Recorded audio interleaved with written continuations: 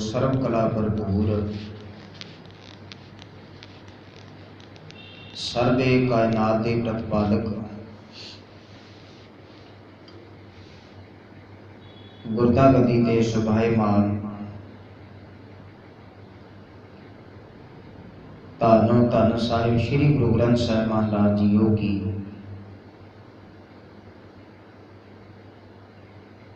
पावन पवित्र हजूरी अंदर बैठ करके शब्द कीर्तन का रस आनंद माणिया है। आओ बाणी की विचार विच भी मन बिरतियां एकाग्र करिए। गुरु बख्शिश की हुई फतेह नाल सान पाओ आखो जी वाहिगुरू जी का खालसा वाहिगुरू जी की फतेह।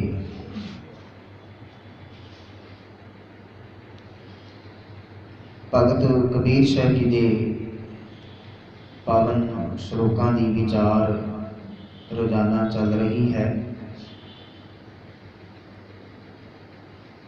अज के जो दो श्लोक विचार अधीन हैं जिन्हों का पाठ असी हुणे साझा किया है।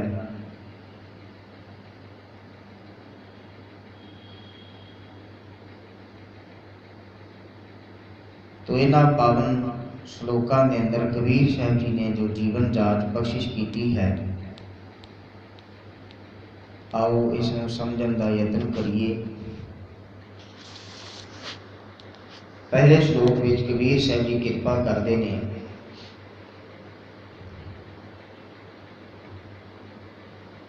कबीर परदेसी कै कागरै चाहुं सदा की याग। कबीर साहब जी आख रहे हैं कि ये मनुख परदेसी है। परदेसी भाव इसका देश पराया है। इन्हें सदा इस देश विच नहीं रहना।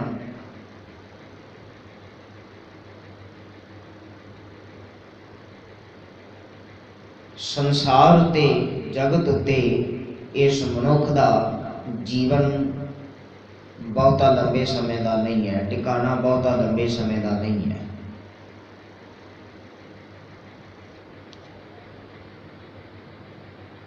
जिन्हों बाणी विच अनेकों बार हजूर ने समझाया है, गल सांझी की है सिद्धांतक रूप विच,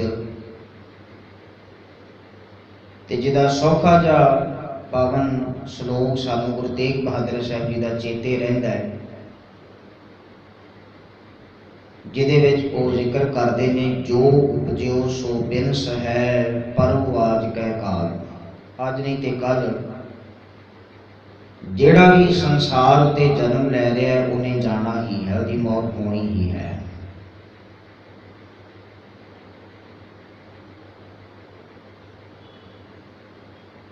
तो कबीर साहब जी आख रहे हैं, ये जो परदेसी जीव है, संसार तो चलिया जान वाला है, परदेसी कै घागरै, इहदे ज्ञान इंद्रियां नूं कर्म इंद्रियां नूं चौं दिश लागी आग, चारे दिशावां तो हर पासे तो अग लगी हुई है।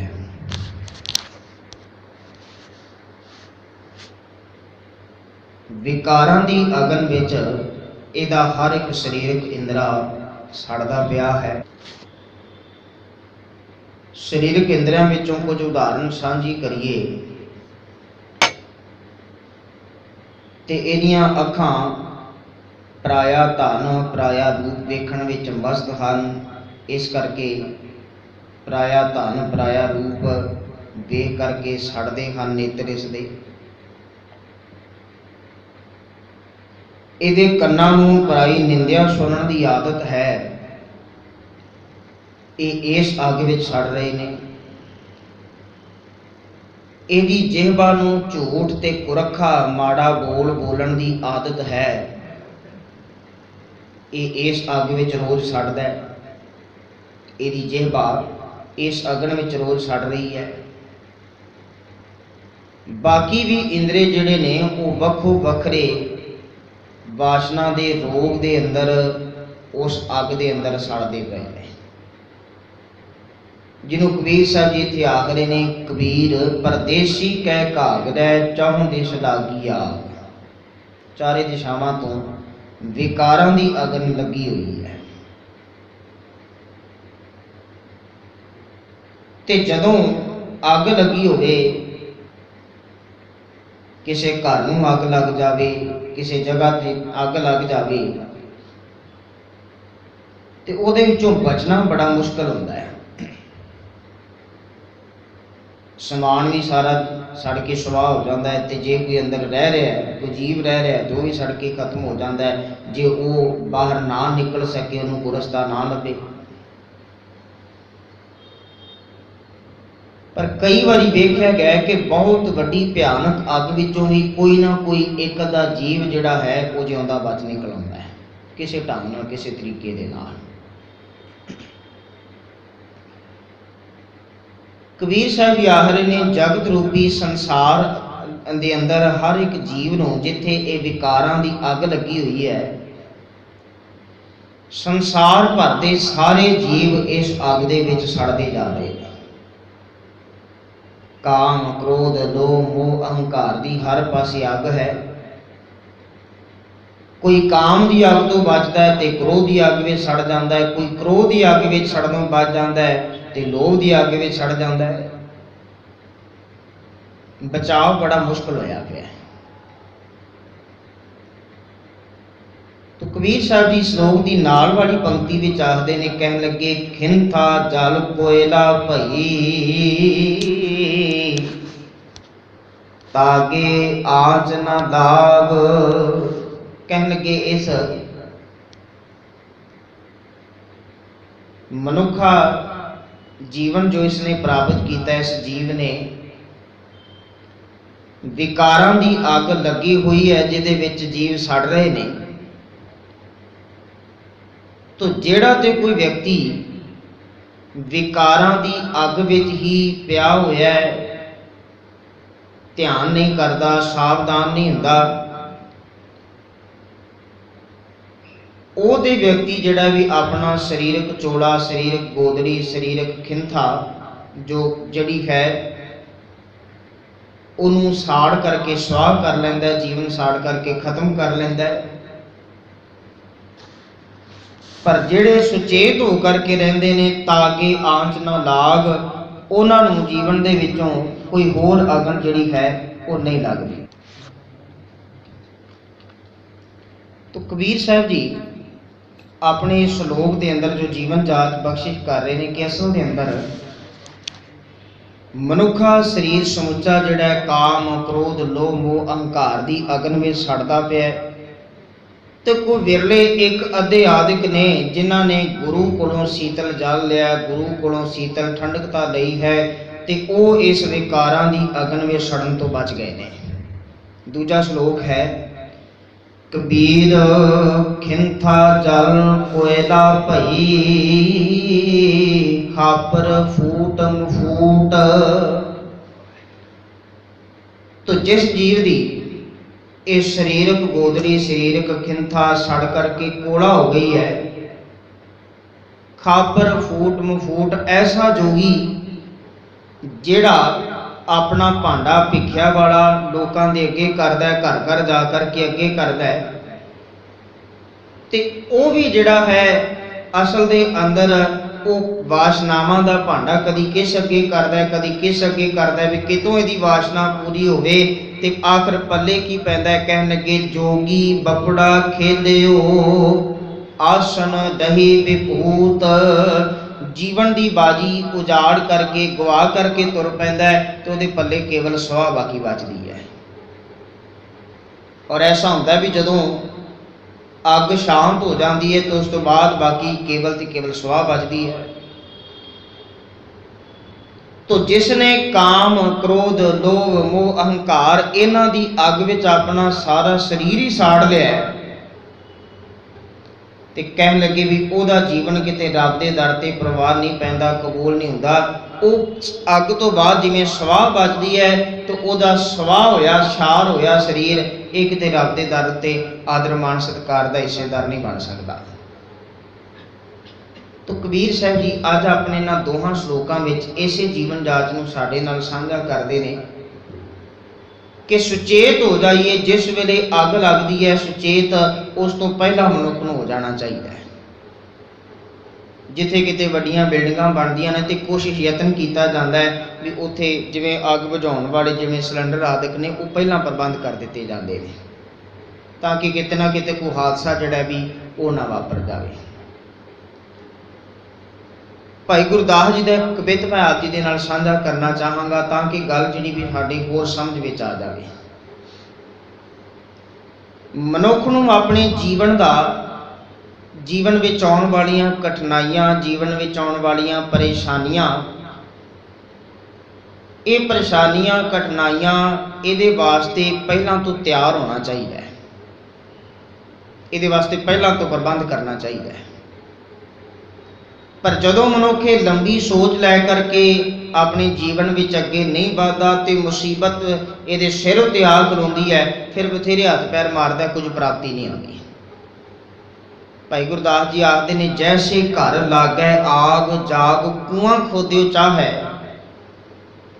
ਕਾਰਜ ਨਾ ਸਿੱਧ ਹੋਏ ਰੋਏ ਪਛਤਾਈਐ।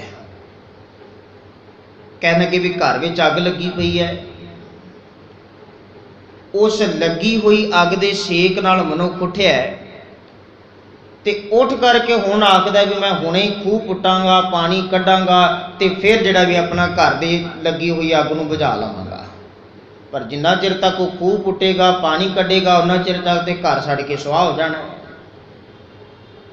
ਇਸ ਕਰਕੇ ਉਹਨੂੰ ਪ੍ਰਬੰਧ ਪਹਿਲਾਂ ਤੋਂ ਰੱਖਣਾ ਪਵੇਗਾ, ਸਾਵਧਾਨੀ ਪਹਿਲਾਂ ਤੋਂ ਰੱਖਣੀ ਪਵੇਗੀ।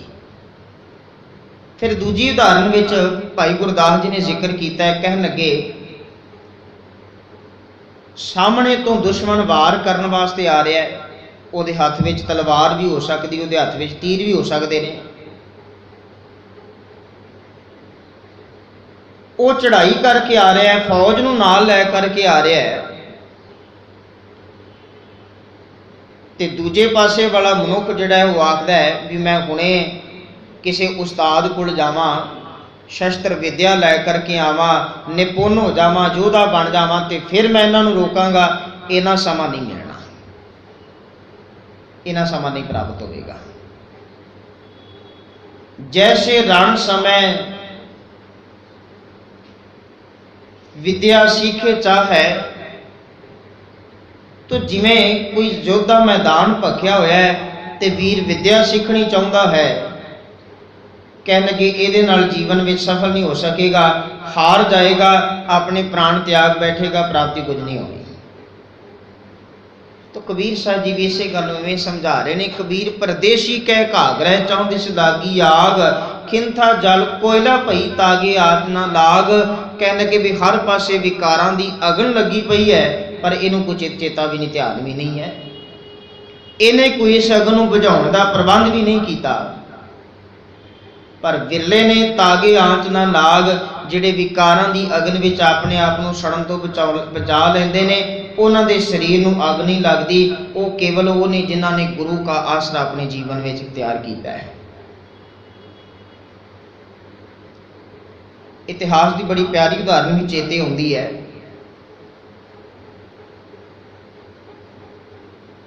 ਕੌਮ ਦਾ ਮਹਾਨ ਯੋਧਾ ਹੋਇਆ ਹਰੀ ਸਿੰਘ ਨਲੂਆ। ਕਹਿਣ ਲੱਗੇ ਵੀ ਕੋਈ ਔਰਤ, ਮੁਸਲਮਾਨੀ ਔਰਤ ਉਹਦੇ ਕੋਲ ਆ ਰਹੀ ਹੈ ਤੇ ਆ ਕਰਕੇ ਆਖਦੀ ਵੀ ਮੈਨੂੰ ਤੇਰੇ ਜਿਹਾ ਪੁੱਤਰ ਚਾਹੀਦਾ ਹੈ। ਅਸਲ ਅੰਦਰ ਕਾਮ ਵਾਸਨਾ ਦੀ ਅੱਗ ਅੰਦਰ ਹੈ ਤੇ ਇਹ ਤਾਗੇ ਆਂਚ ਨਾ ਲਾਗ ਵਿੱਚੋਂ ਜਿਨ੍ਹਾਂ ਨੇ ਗੁਰੂ ਕੋਲੋਂ ਜੀਵਨ ਗ੍ਰਹਿਣ ਕੀਤਾ ਹੈ, ਗੁਰੂ ਕੋਲੋਂ ਸੱਚਾ ਜੀਵਨ ਪ੍ਰਾਪਤ ਕੀਤਾ ਹੈ, ਗੁਰੂ ਕੇ ਸ਼ਬਦ ਦੀ ਢਾਲ ਜਿਸ ਕੋਲ ਹੈ, ਉਹਨੇ ਆਪਣੇ ਅੰਦਰ ਇਹ ਕਾਮ ਵਾਸਨਾ ਦਾ ਛੱਡਿਆ ਹੋਇਆ ਤੀਰ ਅੰਦਰ ਲਿਜਾਣ ਨਹੀਂ ਦਿੱਤਾ ਤੇ ਸਗੋਂ ਉਹਨੂੰ ਇਹ ਆਖਿਆ ਵੀ ਹਰੀ ਸਿੰਘ ਤੇ ਇੱਕੋ ਇੱਕ ਪੈਦਾ ਹੋਇਆ ਹੈ, ਤੈਨੂੰ ਪੁੱਤਰ ਚਾਹੀਦਾ ਹੈ ਹਰੀ ਸਿੰਘ ਵਰਗਾ। ਤੇ ਉਹਨੂੰ ਮਾਂ ਕਹਿ ਕੇ ਸੰਬੋਧਨ ਕੀਤਾ ਤੇ ਆਖਿਆ ਮੈਂ ਤੇਰੀ ਗੋਦ ਵਿੱਚ ਬੈਠਦਾ, ਅੱਜ ਤੋਂ ਤੂੰ ਮੇਰੀ ਮਾਂ ਹੋਈ ਤੇ ਮੈਂ ਤੇਰਾ ਪੁੱਤਰ ਹੋਇਆ। ਤਾਗੇ ਆਂਚ ਨਾ ਲਾਗ। ਇਹ ਉਹਨਾਂ ਦੀ ਗੱਲ ਹੈ ਜਿਨ੍ਹਾਂ ਕੋਲ ਗੁਰੂ ਕੇ ਸ਼ਬਦ ਦੀ ਢਾਲ ਹੈ, ਤੇ ਉਹ ਲੋਕ ਜਿਹੜੇ ਨੇ ਉਹ ਗੁਰੂ ਕੇ ਸ਼ਬਦ ਦੀ ਢਾਲ ਦੇ ਨਾਲ ਕਾਮ ਕ੍ਰੋਧ ਲੋਭ ਮੋਹ ਹੰਕਾਰ ਦੇ ਛੱਡੇ ਹੋਏ ਤੀਰਾਂ ਨੂੰ ਆਪਣੇ ਅੰਦਰ ਆਪਣਾ ਅੰਦਰ ਵਿਝਣ ਨਹੀਂ ਦਿੰਦੇ, ਤੇ ਉਹਨਾਂ ਉਥੋਂ ਢਾਲ ਦੇ ਨਾਲ ਬਚਾਅ ਕਰਦੇ ਨੇ।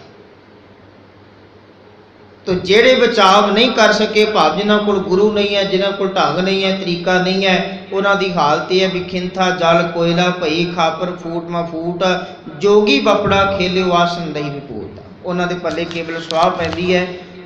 ਤੋ ਭਗਤ ਕਬੀਰ ਸਾਹਿਬ ਜੀ ਨੇ ਅੱਜ ਇਹਨਾਂ ਦੋ ਸ਼ਲੋਕਾਂ ਵਿੱਚ ਜੋ ਜੀਵਨ ਜਾਚ ਸਾਨੂੰ ਬਖਸ਼ਿਸ਼ ਕੀਤੀ ਹੈ, ਇਸੇ ਗੱਲ ਨੂੰ ਸਮਝਾ ਰਹੇ ਨੇ ਕਿ ਗੁਰੂ का शब्द अपने जीवन ਵਿੱਚ आधार आसरा बना करके तुरीए, ताकि काम क्रोध लोभ मोह हंकार ਦੇ ਜਿਹੜੇ ਵੈਰੀ ਦਲ ਨੇ ਇਹਨਾਂ ਦਾ ਵਾਰ ਸਾਡੇ ਜੀਵਨ ਉੱਤੇ ਨਾ ਹੋਵੇ ਤੇ ਇਹ ਸਾਡੇ ਜੀਵਨ ਨੂੰ ਨੁਕਸਾਨ ਨਾ ਪਹੁੰਚਾ ਸਕਣ। ਤੋ ਜਿਨ੍ਹਾਂ ਨੇ ਵੀ ਗੁਰੂ ਕੇ ਸ਼ਬਦ ਦੀ ਢਾਲ ਵਰਤੀ ਹੈ ਤੇ ਗੁਰੂ ਕੇ ਸ਼ਬਦ ਨੂੰ ਹਥਿਆਰ ਰੂਪ ਵਿੱਚ ਵਰਤਿਆ ਹੈ, ਮਾਲਕ ਨੇ ਮਿਹਰ ਕਰਕੇ ਉਹਨਾਂ ਦਾ ਸਮੁੱਚਾ ਮਨੁੱਖਾ ਜੀਵਨ ਜਿਹੜਾ ਹੈ ਉਹ ਸੱਚਮੁੱਚ ਇੱਕ ਸੂਰਿਆਂ ਵਾਂਗ ਬਿਤਾਇਆ ਹੈ। ਸੱਚਮੁੱਚ ਇੱਕ ਸੂਰਮਤਾਈ ਉਹਨਾਂ ਨੇ ਬਖਸ਼ਿਸ਼ ਕੀਤੀ ਹੈ। ਤੋ ਗੁਰੂ ਮਿਹਰ ਕਰੇ ਗੁਰੂ ਕੇ ਸ਼ਬਦ ਨੂੰ ਅਸੀਂ ਵੀ ਆਪਣੇ ਜੀਵਨ ਦਾ ਆਧਾਰ ਬਣਾਈਏ। ਤੋ ਜਿਨ੍ਹਾਂ ਨੇ ਗੁਰੂ ਕੇ ਸ਼ਬਦ ਨੂੰ ਜੀਵਨ ਦਾ ਆਸਰਾ ਆਧਾਰ ਬਣਾਇਆ, ਮਾਲਕ ਨੇ ਮਿਹਰ ਕਰਕੇ ਉਹਨਾਂ ਸਭਨਾਂ ਦਾ ਇਹ ਲੋਕ ਸੁਖੀਆ ਪਰਲੋਕ ਸੁਹੇਲਾ ਬਣਾ ਦਿੱਤਾ। ਹੋਈਆਂ ਬੇਅੰਤ ਭੁੱਲਾਂ ਦੀ ਖਿਮਾ ਕੋ ਜੀ। ਵਾਹਿਗੁਰੂ ਜੀ ਕਾ ਖਾਲਸਾ, ਵਾਹਿਗੁਰੂ ਜੀ ਕੀ ਫਤਿਹ।